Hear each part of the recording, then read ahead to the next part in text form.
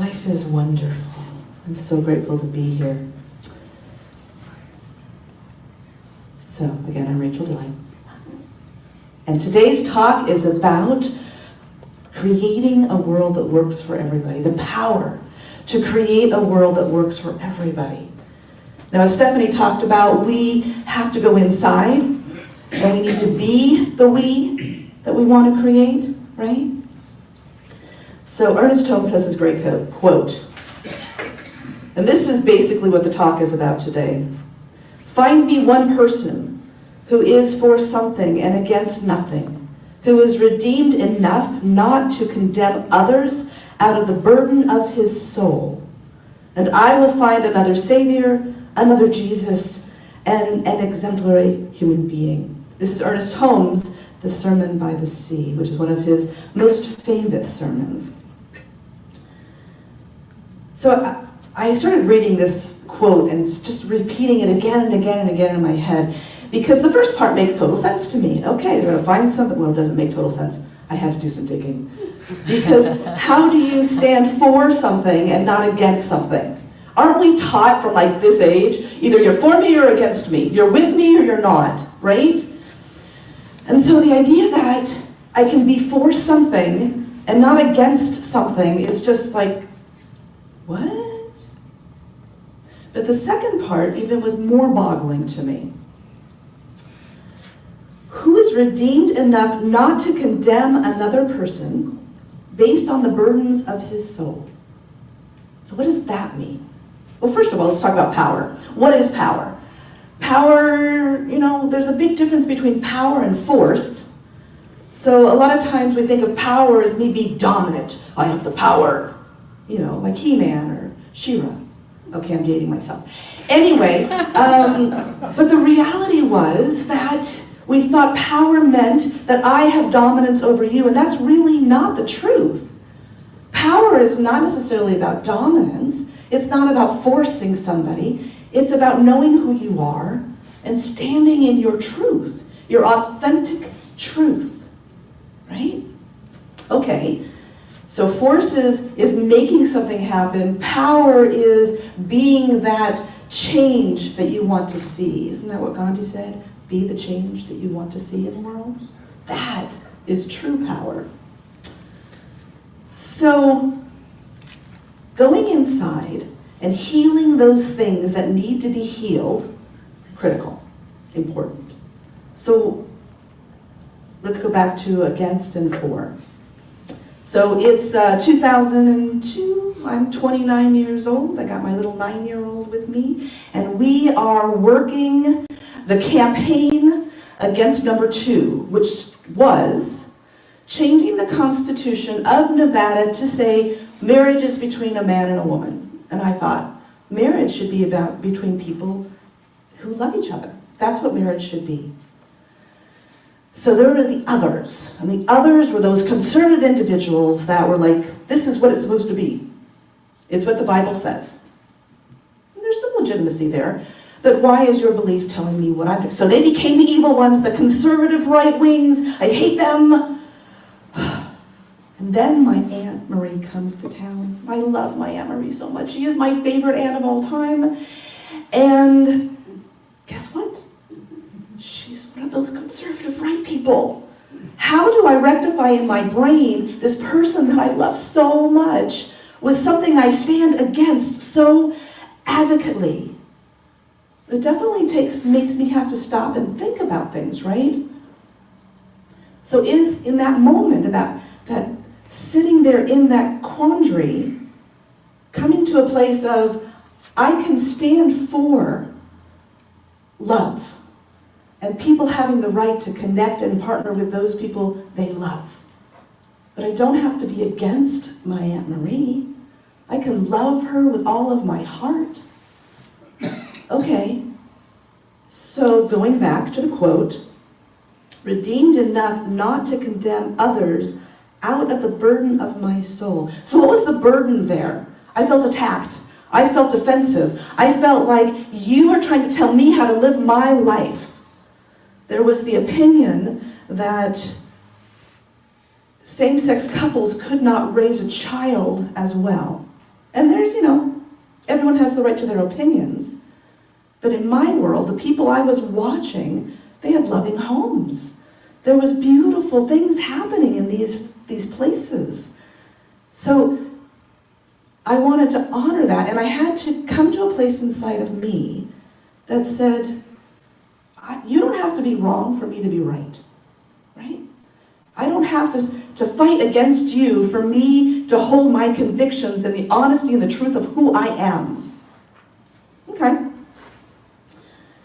So then that takes us to the next level of individuality. Now, and if we go back to spirit, we go back to principle. The principle says that we are all part of the one. The one. The spirit, the whole, the complete. But I feel like I'm an island. I feel like I'm an individual. I feel like I'm Rachael and you're not. But the reality is, the islands of the world are connected by the earth, right? And without the earth, there would be no islands. And so the truth is that what animates me, what makes Rachael Rachael, is the same thing that makes you you. We are all part of the whole, the complete.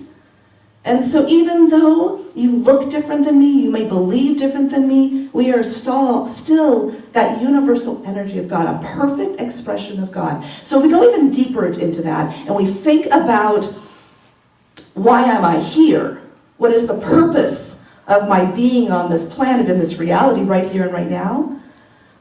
That is about growing and learning and discovering. Just like the universe does, right? It grows, it learns, it discovers, it becomes more. And so if that's the purpose of me being here, then that's the purpose of you being here. And if we're all doing exactly the same thing, in exactly the same way, where is the growth? Where is the discovery? It doesn't exist. So you and I have to have our own perspectives. We have to have our own consciousness. We have to have our own decisions and choices. Otherwise, how does God grow and become more and discover in the omnipotence that God is? Am I making sense? Yes. Okay, good. So, I'm digging it. You're digging it. Good. Okay, so if we go to the next level, right? Because there is me as an individual, and I need to grow and learn and overcome those things that I feel defensive about so that I'm not condemning you for my wounds. I'm not fighting against you for my wounds. We go to the next level, being for something and against nothing. And so there's examples out there that we all know that you may not realize you know. So you've all heard of Mother Teresa, correct? Yes. Of course. They're all going, yes, of course we have. And Mother Teresa was one of those individuals. She believed in the solution. She believed in feeding the poor and housing and creating that world that worked for all. She believed in that. She won a Pulitzer Prize for that. However, she would not participate in an anti-war protest because she was not against war. She was for peace. Exactly. And so what does that mean? What does that look like? So again, grappling in my own mind, I'm thinking, okay, if we go back to principle, we know that where our focus is where our energy flows, right? And so if I'm focused on the problem, I'm focused on what does not work, where is my energy flowing? Yeah, to the problem, what doesn't work. And that doesn't make any sense.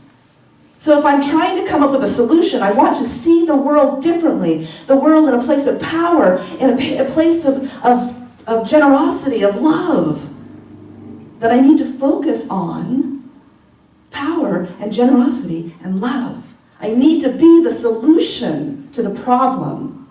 And that is about being for something. And so the duality of for versus against is unnecessary. Because we know that God is all one. It's a one thing. And so if we focus on the love, we focus on the truth, we focus on the connection, then that's what we create. Love and connection. Okay. So that takes us to the next thing of, well, what do we do with all that? how do we make that something more? And so it goes back to focusing on that solution. I believe in voting. I had a lunch with a friend of mine. Actually, I'm friends with the mother. She was turning 20 and her sister was turning 25, and so I take them out to lunch every year for their birthdays to celebrate them. And the 20-year-old says, I don't know if I'm going to vote or not. And I'm like, ooh, let's talk. Because voting is one of those things about putting your eye on the solution. And I don't really care who you vote for. I really don't. But if you're not putting your word out there, you're not putting your love out there, you're not putting your intention out there, then you have no room to complain. By the way, just in case you didn't know, Reverend Joe and I will be doing a class. It's a 4-week class. It's called A Complaint-Free World. Have you heard the book? Yes, I got a couple of ones. Yes! So, it is an intense process or practice. Because can you imagine going 21 days without any complaint? Couldn't do it. I'm a little nervous, Chris. I'm a little nervous because I don't know. I've never tried it. I don't think I complain that much. I think I'm actually pretty positive in my life. So how it works is you put the little purple band on your wrist. And then if you find yourself complaining out loud, you take it off and you put it on your next wrist or your other wrist. And then you wear it there. And the goal is to keep the band on the same wrist for 21 days. That means no, God, the weather, it's horrible. Take it off, put it back on. Oh, you know, I can't believe she did that. Put it back on. My french fries are too hot. What is too hot? My french fries are too hot. They're burnt. Oh, take it off, put it back on. It's a crazy thing. But it's about focusing our intention. It's about looking and saying, this is what I want versus this is what I don't want. Right? And so as we do this, we shift our consciousness, we shift our awareness, the whole possibility of gratitude. So Reverend Joe last week told this great little analogy about the match, for those who watched it. If those who didn't, here's the analogy. We all are given a match, and we want to boil some water. So I can take my match, and I can put it under the pot, and it may boil, but it might take a really long time. But every one of us has a match. And so all of us take our match and we put it under the pot. It's going to boil a lot faster, right? Yes. So all of us working together as a community to create something creates a huge effect versus my one influence in the reality of life. Now, Michael Beckwith, I'm going to come back to this analogy. Michael Beckwith talks about the 4 stages of awareness. Do you know them? Mm-hmm. Okay. The first one is to me. And so to me basically means that the world is happening to me. I'm a victim of my situation and my circumstance. And so if you do something, you're doing it to me and I have no control. Wham. The second one is by me. And so this is when we learn to manifest. It is empowering to realize that I have the power to create my life the way I want it. Great story. So my husband and I sold our business and we're down to 1 car because the car he was driving was the business car. So when we sold the business, we had to give the car back. Or not back, but give it to the business. And so I go, we need another car because being a 1-car family is not something I think is fun. So I start praying, I know that the perfect and right car will come and I want it gifted because we're down to 1 income right this moment, and I only have 1 car. I need a gifted car. So as happenstance would happen, I went and had lunch with my in-laws, my mother-in-law and my sister-in-law, and my sister-in-law comes to me and she goes, hey, I'm not sure how to take my mom's keys away, but I need to do it because I'm a little nervous about her driving. And so I walked up to Linda and I'm like, hey, Linda, we have this situation. David is out of a car. And she says, oh, why don't you take mine? What? Okay. So there I have a gifted car that's literally, they signed the title, here David, here's your car. That's manifesting, right? We all have that power. Ours is not the how, ours is the what, right? You've heard this. God says, what do you want? And then you say, this is what I want. I don't need to figure out how make that happen. If I had to plan out, okay, I'm going to go and talk to my mother-in-law, I'm going to do this and this and this and this, it probably wouldn't have happened. But because I surrendered it, and I said, okay, this is what I want to manifest in my life, that was what was created. Awesome. What's the third one? Through me. Through me. And so through me means that I am no longer creating, I'm allowing to create. Another great story. So I get the call to ministerial school. Didn't want to go. Too much money, too much time. So I say, if this is really what you want, of course I'm talking to me, but we're taught to look out. If this is what you want me to do, then you need to come up with a plan, because I don't have the time or the money to do this. So about, a month later, I get this phone call. Hey, Rachael, we got your name from a reverend that we work with, and we need a chaplain for our hospice. Would you be interested? Yes. So I went, I did the interview, I got hired. Mind you, I've never been a chaplain before, but I'm a quick study. And I've been doing it for 7 years now. And you know what?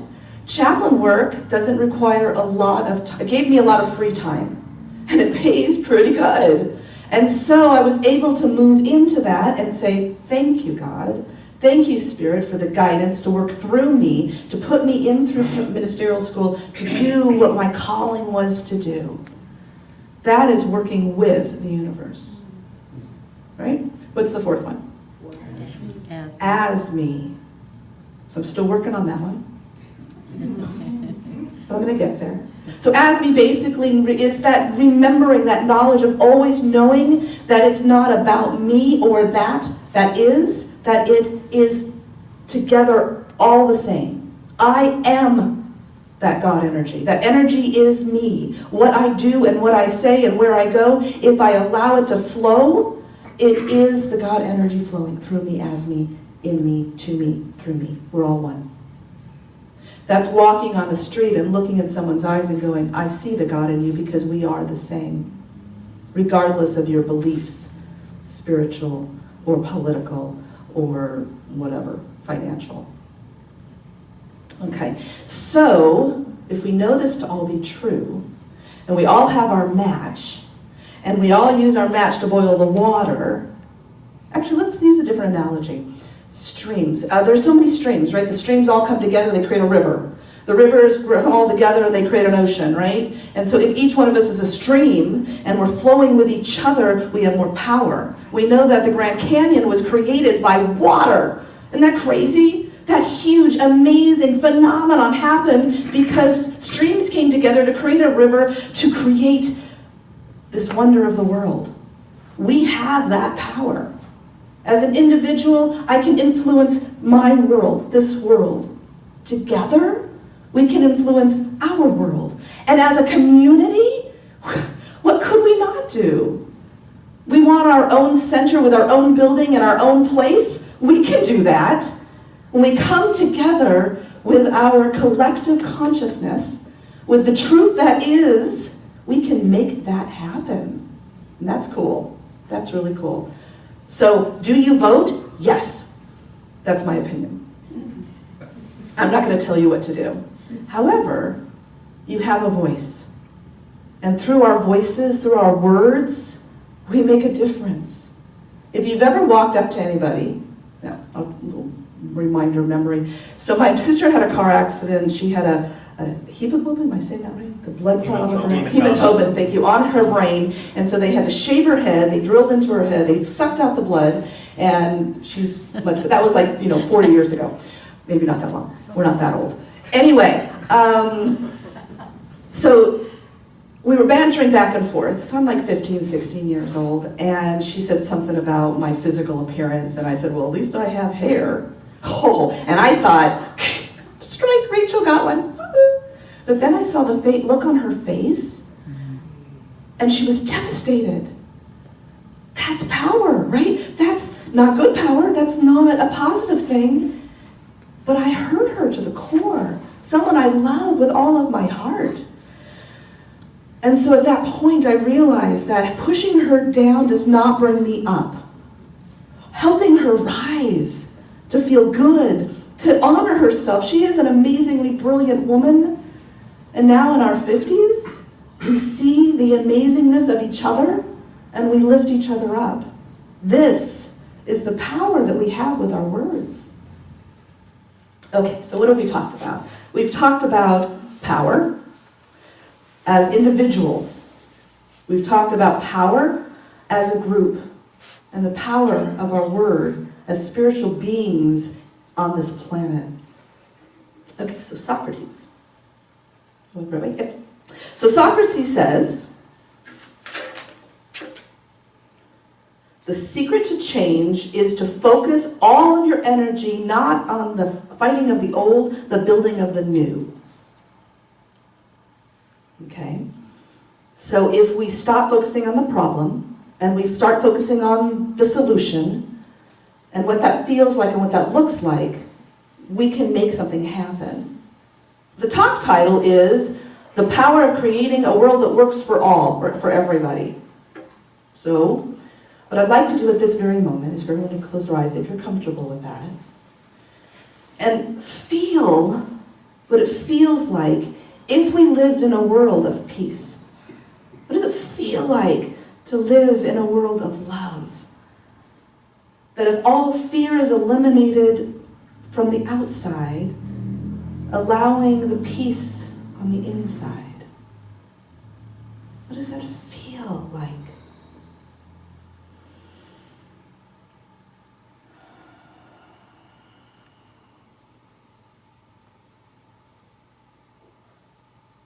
So we're going to know that is the truth. We're going to know that's the truth. So we're going to do a little bit of prayer work right now based on the energy and the love that you're feeling right now.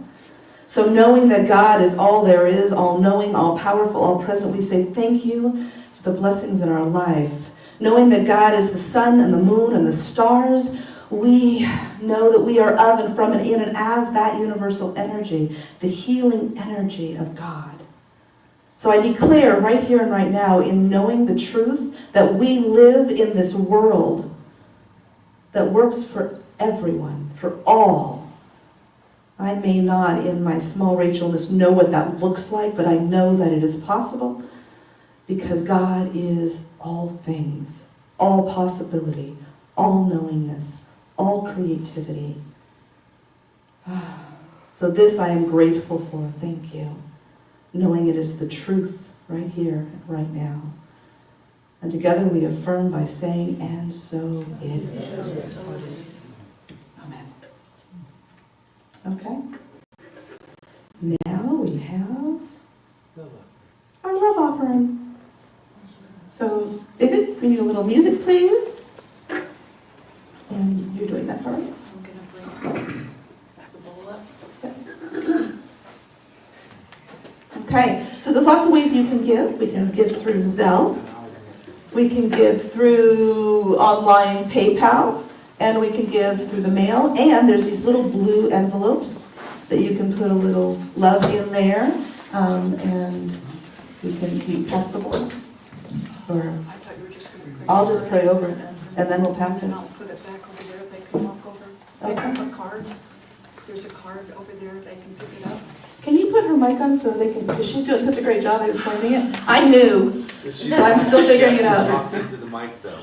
Okay, there's, she's going to do a blessing on the bowl. I'll set it back over there, and there's some cards that you can pick up, the affirmation, you can keep them for the day. I mean, Give her forever. somebody else. Yeah. Give them to somebody else if you feel to, and that'd be good. Good, okay. So if you can take your offering, whatever that is, and put it on your heart. And maybe it's not cash, maybe it's just love and good intentions today.